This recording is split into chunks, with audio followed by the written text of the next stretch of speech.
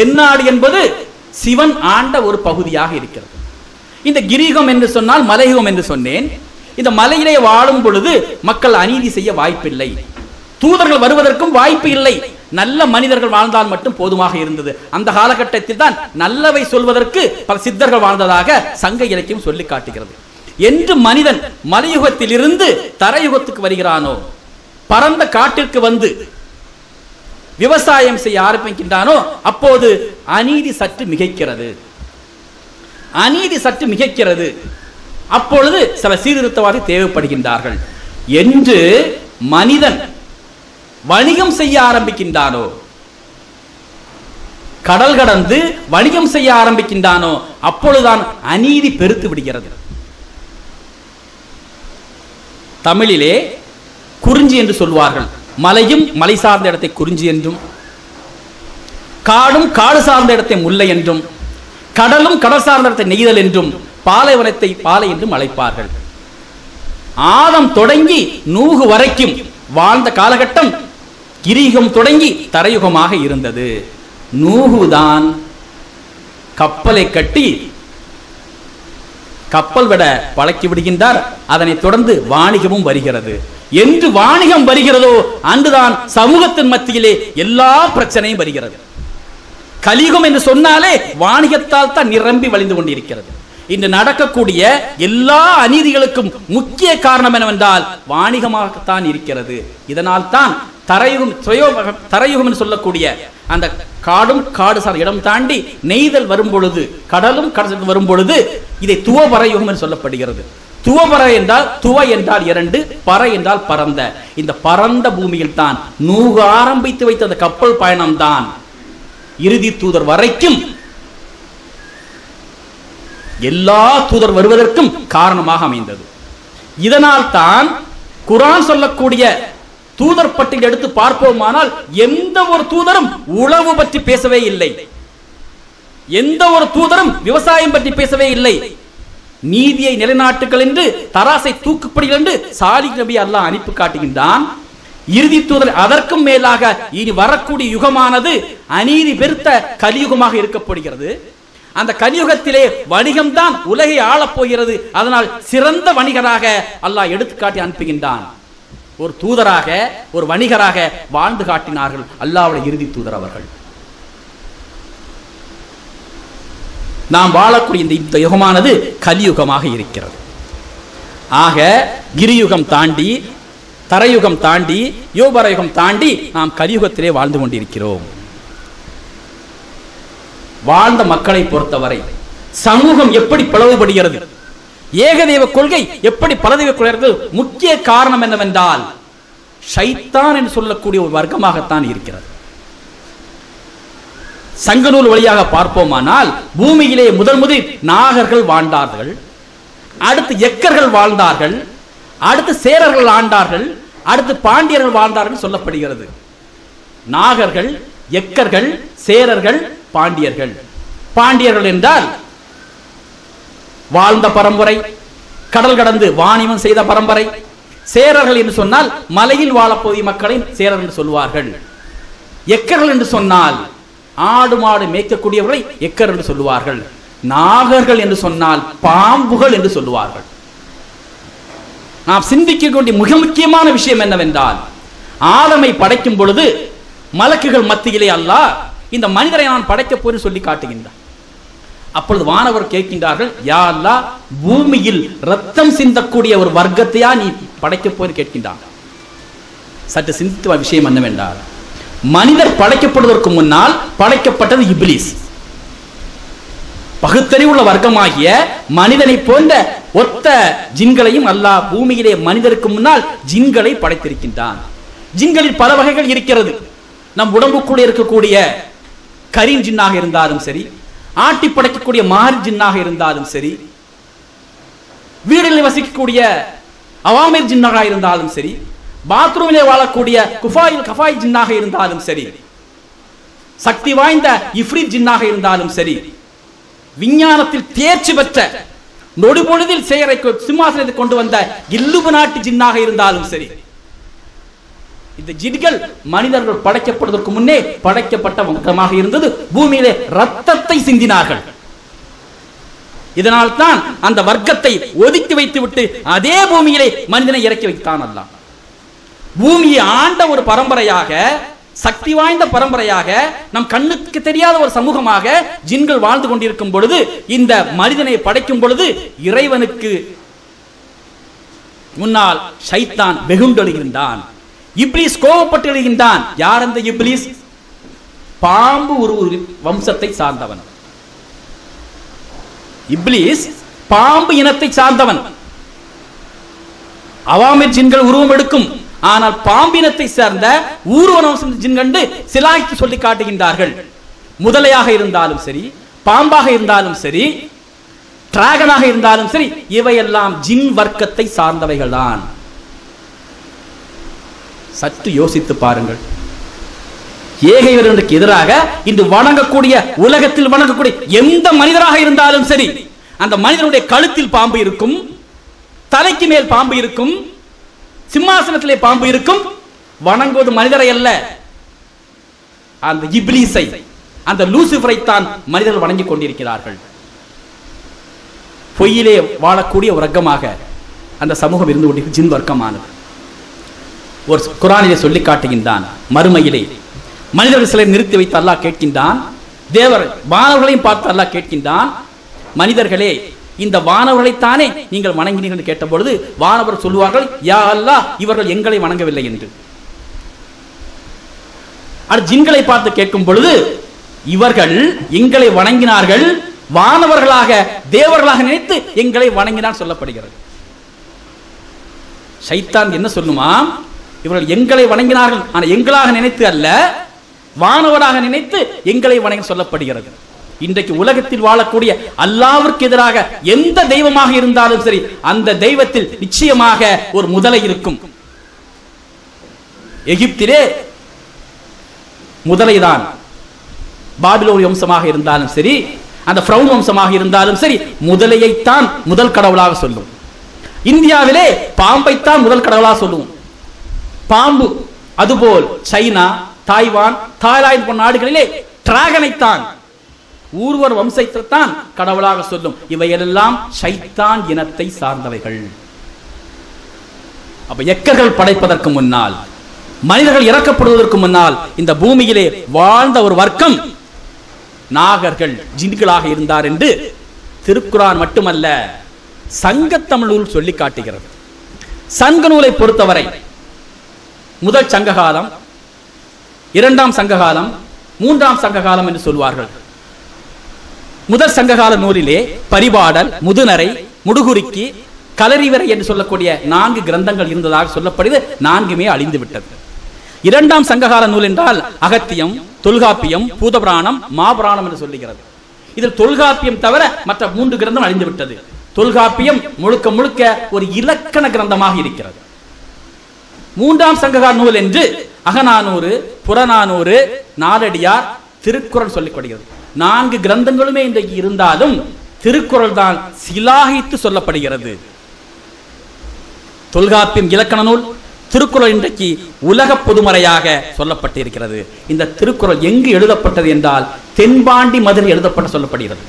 தென்பாண்டி மதுரை என்றால் வைகை கரையில் உள்ள மதுரை அல்ல, லெமூரியா கண்டத்தில் உள்ள மதுரையைத்தான் தென்பாண்டி மண்டலம் சொல்லப்படுகிறது.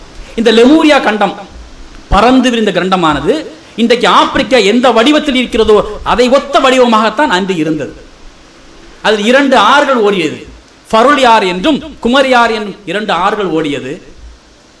குமரி கோடு என்றும் மணிமலை என்றும் 2 மலைத்தொடர்கள் இருந்தது. 49 நாடுகள் இருந்தன. இந்த 49 நாடுகளிலே அகத்தியன் ஒரு நாட்டை ஆண்டான் என்றும், முருகன் ஒரு நாட்டை ஆண்டான் என்றும், சிவன் ஒரு நாட்டை ஆண்டான் என்றும் சங்க நூல் சொல்லித் தருகிறது. வள்ளுவனை மன்னன் என்று சொல்லவில்லை. வள்ளுவன் பற்றிய வரலாறும் தெரியாது. அந்த குறள் தான் எஞ்சி நிற்கிறது. முருகன் ஒரு மன்னன், அகத்தியன் ஒரு மன்னன், வள்ளுவன் ஒரு குருவாக, தென்னாட்டின் அரசனாக சிவன் இங்கே போற்றப்படுகிறது. இதனால் தான் தென்னாடுடைய சிவனையே போற்றி என்று சொல்லுவார்கள். வடதிசை கங்கையும் இமயமும் தென் திசை ஆண்ட தென்னுவன் வாழி என்று சைந்தவர்கள் சிவனை வாழ்த்துவார்கள். ஆனால் சிவனுக்கு தெரியாதான் கடவுள் என்பது. எப்படி இயேசு கிறிஸ்து உலகத்தில் வாழும் பொழுது இறைவனின் தூதராக தன்னை அறிமுகப்படுத்திக் கொண்டாரோ, அதுபோல் சிவன் தன்னை நல்ல ஒரு மன்னனாகத்தான் அறிமுகப்படுத்திக் கொண்டான். பின்னால் அவன் கடவுளாக்கப்பட்டது சிவனுக்கே தெரியாது. சிவனுக்கு தெரிந்தாது வள்ளுவனுக்கும் தெரியாது. திருக்குறளாக இருந்தாலும் சரி, இதிலே எவ்வளவுதான் ஆய்ந்து பார்த்தாலும் சரி, நூகு நபியுடைய பிரளயத்தை பற்றி சொல்லப்படவே இல்லை. உலகில் மத கிரந்தங்கள் பழமை எதுவாக இருந்தாலும் சரி, அந்த மிகப்பெரிய பிரளயத்தை பற்றி எல்லா இடத்திலையும் சொல்லப்பட்டிருக்கிறது. ஆனால் திருக்குறள் சொல்லப்படவில்லை. சிலப்பதிகாரத்தில் சொல்லப்பட்டிருக்கிறது. எப்படி சொல்லப்பட்டிருக்கிறது என்றால், வடிவே வெறிந்த வான்புகை பொறாது பருளி ஆற்றுடன் பன்மலை அடுக்கத்து குமரிக்கோரம் கொடுங்கோல் கொண்டது. பருளி ஆற்றங்கரையிலே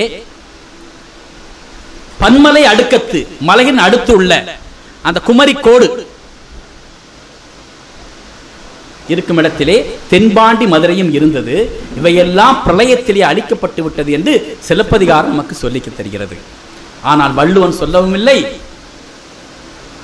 திருக்குரான் சொல்லுகிறது, இதர கிரந்தங்களும் சொல்லித் தருகிறது. இதில் நாம் என்ன விளங்கிக் கொள்ள முடிகிறது என்றால், சிவன் ஒரு கடவுளாக்கப்பட்டது சிவனுக்கு தெரியாது. அவன் ஆதி நாதனாக இருந்தான், முதல் மன்னனாக இருந்தான், முதல் பாண்டியனாக இருந்தான்.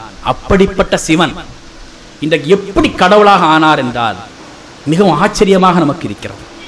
மிக மிக ஆச்சரியமாக இருக்கிறது. காரணம் என்னவென்றால், சில விஷயங்கள் சொல்லித்தான் ஆக வேண்டும்.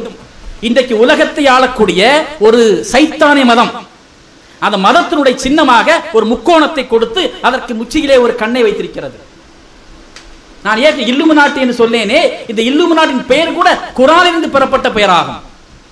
குர்ஆன் சொல்லக்கூடிய ஜின்களிலேயே தலையாய சக்தி வாய்ந்த ஜின்னாகிய அந்த சுலைமான் சபையிலே இருக்கும் பொழுது இஃப்ரீத் என்ன சொல்லுவார், ஷபா நாட்டினுடைய அந்த அரசின் சிம்மாசனத்தை யார் கொண்டு வருவார் என்று கேட்டபோது இஃப்ரீத் சொல்லிட்டு, நீர் அந்த சிம்மாசனத்தை விட்டு உட்கார்ந்து எந்திரிப்பதற்குள் நான் கொண்டு வருகிறேன் என்று இஃப்ரீத் ஜின் சொல்லியது. அப்போது ஞானம் கொடுக்கப்பட்ட ஒருவர் என்ன செய்தார், கண் இமைக்கும் முன்னால் அந்த சிம்மாசனத்தை கொண்டு வருவேன் என்று சொல்லி கொண்டு வந்தும் காட்டியது. இன்றைக்கு குவாண்டம் தியரி என்று சொல்லுவார்கள். பூமியிலே ஒரு பகுதியிலே ஒன்றை நுழைவித்து அடுத்த பகுதியிலே எந்த ஒரு சக்தி பிளவும் வெளிப்படுவதை குவாண்டம் தியரி என்று சொல்லுவார்கள். அப்படி அன்றைக்கு சபா நாட்டில் உள்ள சிம்மாசனம் அங்கே மறைய செய்து ஜெருசலத்தை கொண்டு வந்தார். அந்த ஞானம் பெற்றவர், ஜின்களிலே ஞானம் பெற்றவர். இல்லுமினாட்டி என்றாலே ஞானம் பெற்ற பொருள். அந்த முக்கோணத்தை எடுத்துக்கொள்ளுங்கள். அந்த முக்கோணம் என்பது எங்கு வருகிறது என்றால் திரிகோணமலையிலே வருகிறது. திரிகோணமலை என்றால் இலங்கையில் இருக்கக்கூடிய பசிபிக் கடல் பெருங்கடலாக இருக்கக்கூடிய ஒரு மலை. 3 பகுதி அல்லது 3.25 பகுதி கடலால் சூழ்ந்தப்பட்ட பகுதிதான் திரிகோணமலை. திரிகோணம், முக்கோணம், திரிகோணம், முக்கோணம். அந்த முக்கோண மலையானது கடல் மட்டத்திலிருந்து 390 அடி உயரத்தில் இருக்கிறது. 390 அடி என்று சொன்னால் 30 அடி உயரத்திலே ஒரு செங்கலை வைத்தால் 13 அடுக்குகள் வைக்க வேண்டும்.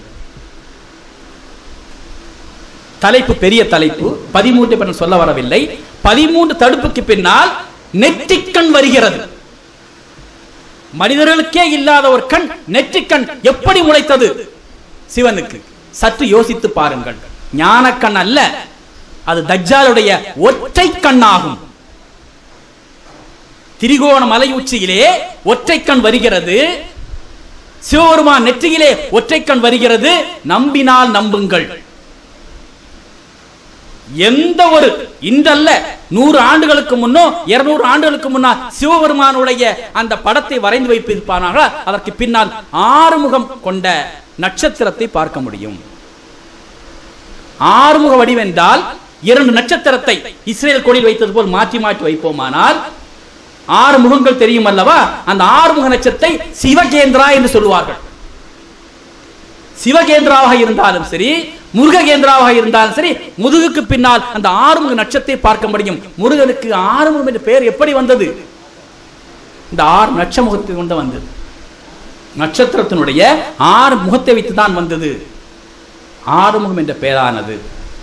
இந்த அறுகோண நட்சத்திரத்தை தான், ஆறுமுகம் என்ற நட்சத்திரத்தான் வடிவில் தான் பெண்டகனும் கட்டப்பட்டிருக்கிறது.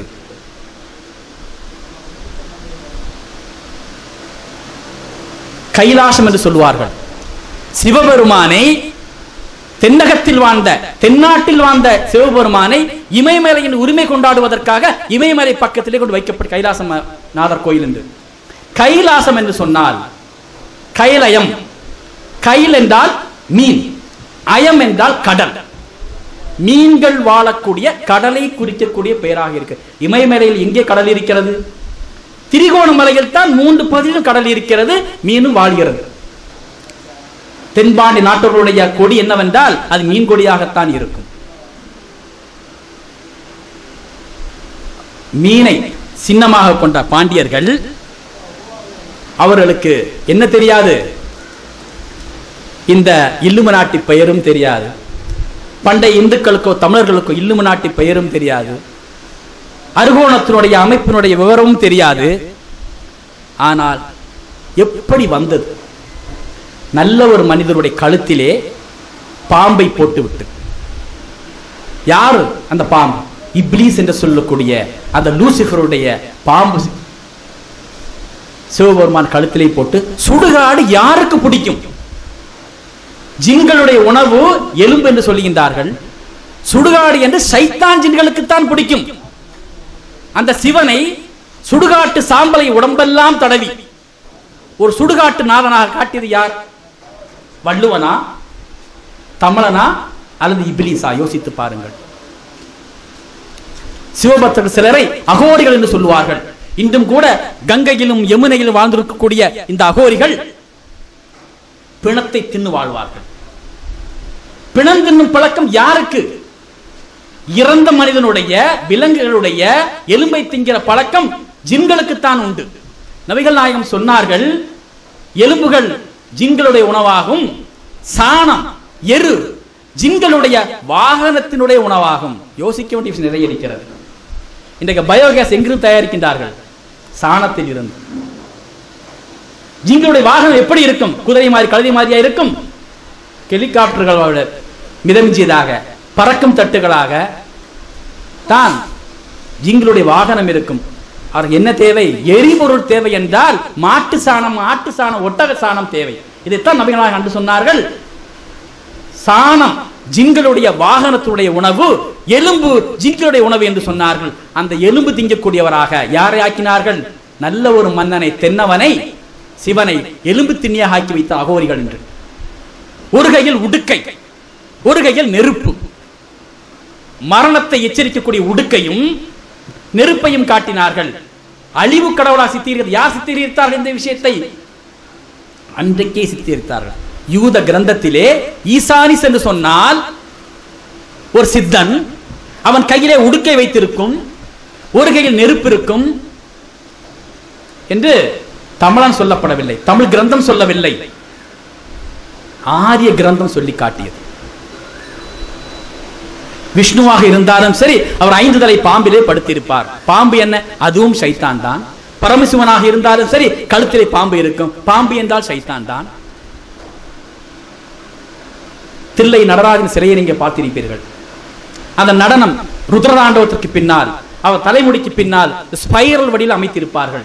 மில்கி வே கேலக்சி என்ற அமைப்பிலே சொஸ்தி என்று சொல்லுவார்கள்.